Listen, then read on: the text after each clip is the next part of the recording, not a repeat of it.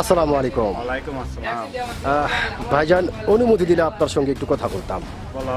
অসংখ্য ধন্যবাদ আপনাকে, কথা বলা বলির সুযোগ করে দেওয়ার জন্য অসংখ্য ধন্যবাদ আপনাকে। তো ভাইজান, সর্বপ্রথমে জানতে চাচ্ছি আপনি কেমন আছেন? ভালো আছি। ভালো আছেন, আলহামদুলিল্লাহ যে আল্লাহ আপনাকে ভালো রেখেছে। তো ভাইজান, আপনার নামটা জানতে পারি? আমার নাম মোহাম্মদ আতাউর রহমান। মোহাম্মদ আতাউর রহমান, চমৎকার একটি নাম আপনার, অত্যন্ত চমৎকার একটি নাম আপনার। এবং আপনার নাম শুনে এবং আপনাকে সামনাসামনি দেখে যেটা বোঝা যাচ্ছে, আপনি প্রচণ্ড একটি সাহসী মানুষ। এটা কিন্তু আপনাকে দেখেই বোঝা যাচ্ছে। আচ্ছা ভাইজান, আপনি কি ভোটার হয়েছেন? হ্যাঁ, ভোটার হয়েছি। অসংখ্য ধন্যবাদ। ভোটার হয়েছেন কোন দেশের?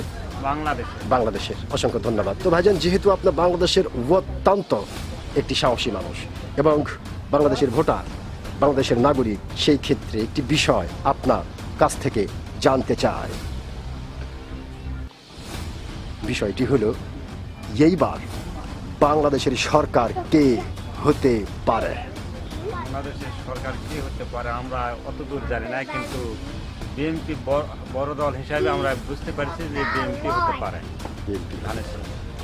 আচ্ছা, যেহেতু খুব সুন্দর করেই বললেন, তো আসলে কিভাবে বুঝতে পারলেন যে এবার বিএনপি হতে পারে? বড় দল হিসাবে এবং ভোটার বেশি, সবাই ভোট দিতে পারবে এবং ভোটারও ভালো।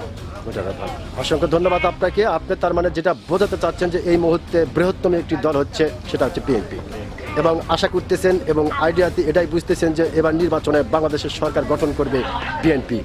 অসংখ্য ধন্যবাদ আপনাকে। আপনি যে একজন সাহসী মানুষ, আপনি কিন্তু আপনার সাহসিকতার পরিচয় দিয়েছেন। ধন্যবাদ।